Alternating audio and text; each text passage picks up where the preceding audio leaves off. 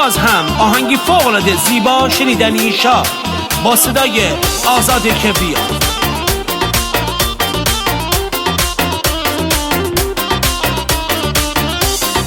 کارگرد حسین آرامیده.